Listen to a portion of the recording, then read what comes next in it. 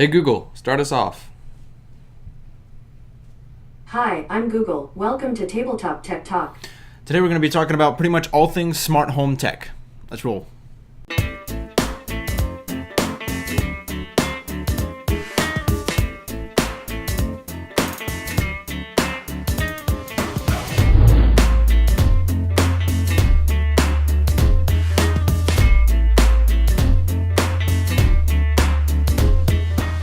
First off, I guess we'll start with our smart home speakers. I love my Google Home. So I have a Google Home as well. I've had several different smart home speakers, so I can speak to several of them.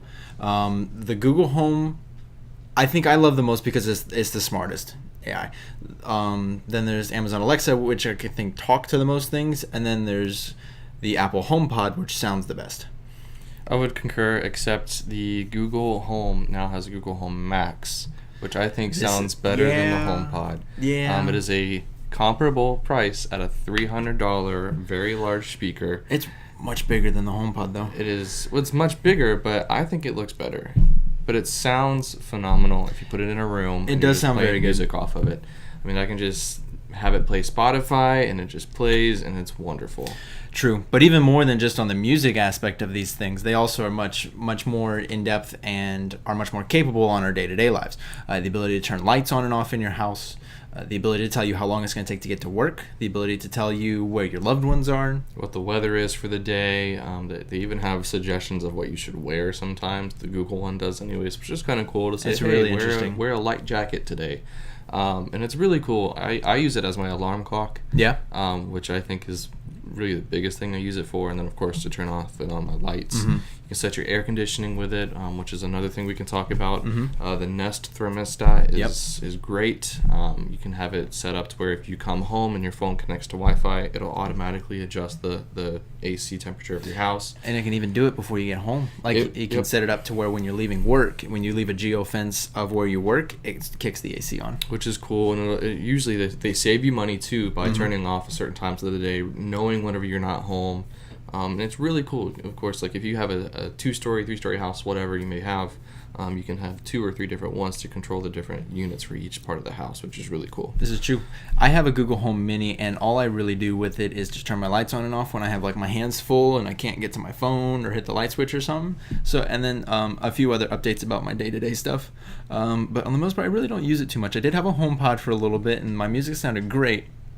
But it wasn't smart. Whenever I wanted to ask it technical questions, we all know Siri is the last AI up to the plate when it comes to deep knowledge and critical thinking and stuff like that. So I never really used it too much for that. I think I returned it.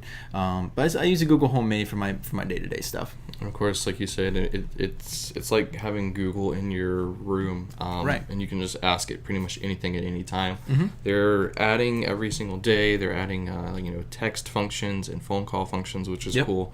I haven't had a chance to test that out yet, but from what I hear, they do work really well. And I do think the HomePod was a little bit better at that, if I am correct. With task-oriented things, it was very, very good because it acts as a home hub. Yeah. Essentially, so your smart device is connected to it, and it talked on the HomeKit network, which most smart devices are HomeKit compatible now. There are a few that aren't, but your big names are.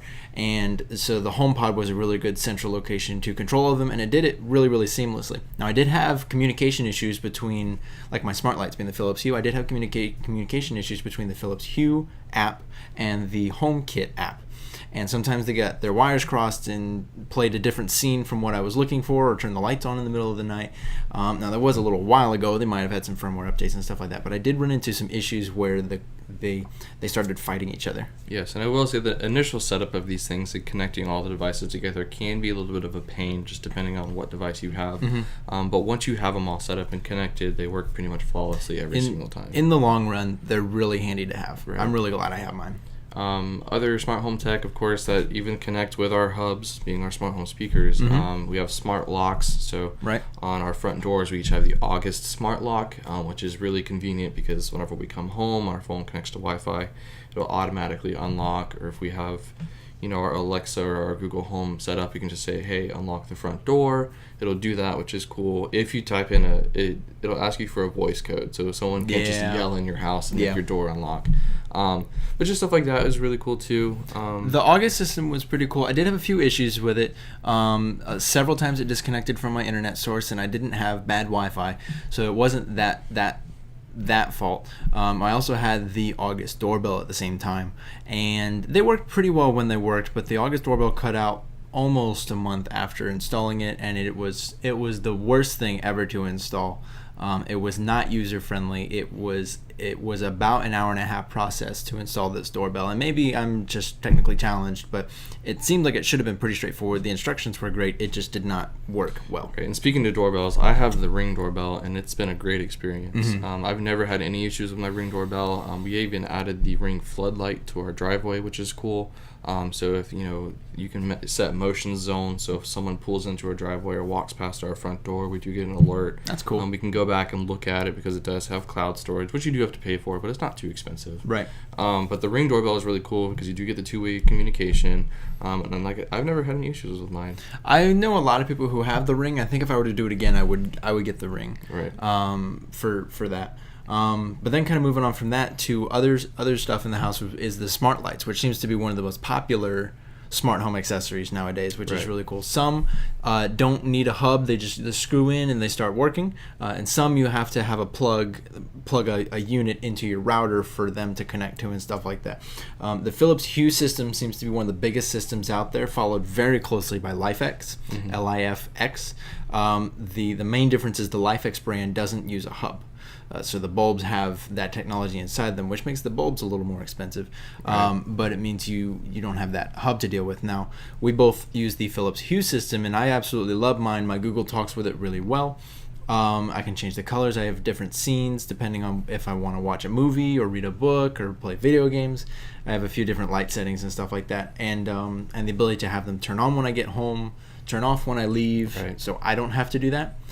Really, really cool features, as well as just turning on randomly if you want it to while you're out of town or something to give the illusion that you're home, where you can't do that with a standard light. Someone has to go and flip the switch. And it's the most convenient thing to not have to get up and get out of bed to go turn off your ceiling light or your lamp. I can't imagine having to go back to that. Like, I feel so spoiled. Like, it's such a first world problem, but when my Hue system almost never fails, but the one time where like the internet goes out or something and I have to actually get up out of my bed and flip that light switch, it's like you just asked me to peel potatoes.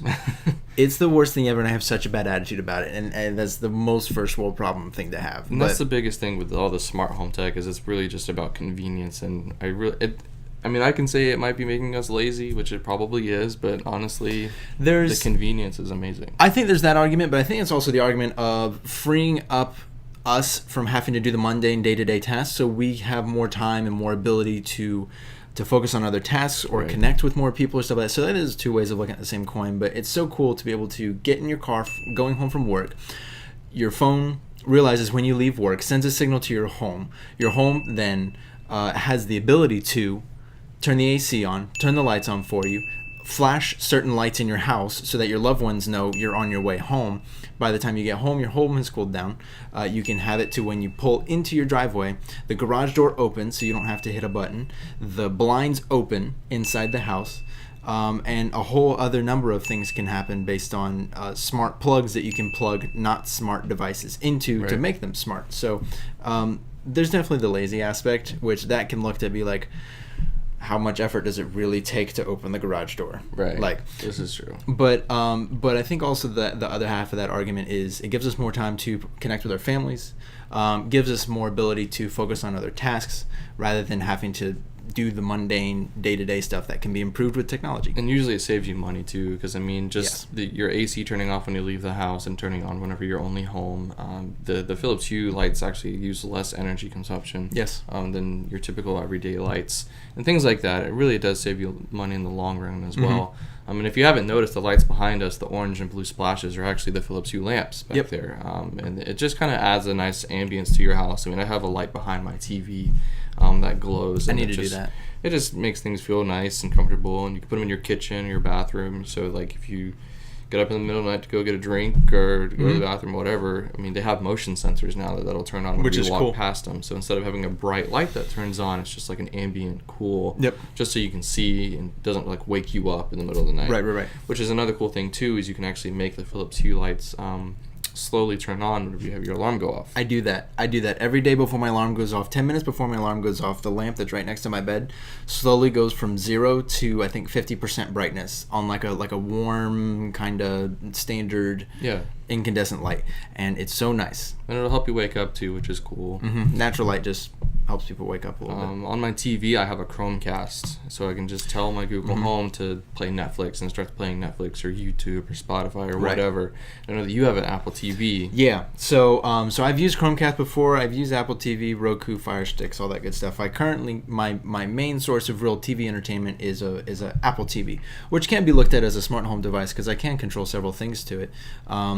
Where the smart remote on the Apple TV, I can say, "Hey Google, it's movie time," and the mic's off. There you go. That's what happens when you accidentally say, "Hey Google." Sorry, I meant Siri. Oh boy. And that's also a thing, is we trying to set this video up, we said the keyword for a few of the AI assistants a few times, and it just started screaming at us, and we freaked out a little bit. So there's some things to live with.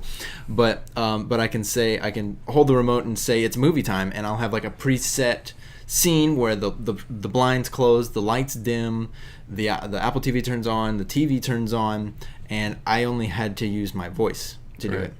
So the convenience aspect is really great. Moving on to another smart home aspect, which really maybe not be a smart home aspect, but I park my car in the garage, so I guess it's part of my home. But so I have the Garmin Speak Plus in my car, which is interesting, and I've seen this advertised, but I don't have one. I don't know too much about it. What is that? How does it fit in your car? What does it do? So it's basically like having Alexa in your car. So it kind of almost turns your car into a smart device too. So essentially, like if you have Amazon Music or Spotify or whatever, and you don't have, say, Apple CarPlay or something on your radio, you can just say, "Alexa, play Spotify," and it'll go through your phone and play into your radio to play your music. Also, what it does is mine's the dash cam. So I have the convenience of having a dash cam, and it's a Garmin device, so it has a GPS built into it too. So you get turn-by-turn navigation with a tiny little LCD screen, and of course the voice aspect of it too. We went to go get lunch the other day in your car, and we were driving out of your neighborhood, and you said, because you have the Alexa thing in there, you said, "Alexa, lock the front door." And it took a couple seconds and the front door was locked. Which is so cool. So even if you forget to leave your door, you can set that stuff automatically. But because he's got a smart bolt on his door, he was able to lock his door from his car leaving his neighborhood. And it's super convenient too, because if you come home and just say, "Alexa, open the garage door," right when you pull into your neighborhood or whatever, and the garage door will be open by the time you get there. And it's That's just cool. Convenient stuff like that too. And just asking what traffic is as soon as you get in your car is cool. So it'll tell you different routes to take. You can ask like what food places are around and stuff like that. It's literally just Alexa in your car, so it's more of a mobile device than in your house. Right. Because if you're at home and you ask what restaurants are around, you already know what restaurants are there. Right, it's your house. I can say, "Hey Alexa, where can I get some coffee?" And you're in another state, and it'll be like, "Yeah, 5 miles away is a Starbucks," or whatever. That's really cool. So it's super convenient with that too, and I really think I think it's like $200 or something like that. But for the value, it's a really cool device. That's really interesting. A GPS, dash cam, and an Alexa AI in one unit. All built into your car. You ask it, "Hey Alexa, what's the weather?" and it'll tell you. So you don't have to look at your phone and do stuff either. So that's pretty cool. It's really a hands-free convenient system. That's really cool. Well, I think that kind of gets near to the end of it. That's most of smart home tech that we really like and enjoy. We use on a daily basis on a lot of things, and there's a few other brands that do a lot of the same stuff that we kind of hit on too. But that was kind of our smart home video. There's a lot of really cool tech, and it's a really booming industry. There's a lot of companies that are really taking advantage of this internet era, Internet of Things, connected device world with the smart home tech, and it's only going to keep getting further. Yeah, I really can't imagine what they're going to do next, and I'm really excited to see it because I'm really invested in the smart home stuff. Same. That's all I got for today. Like and subscribe if you haven't already. Leave a comment if you enjoyed the video, or if you didn't. Let us know what kind of smart home stuff you have at home, or if there's something you want us to review. Have a good one, guys.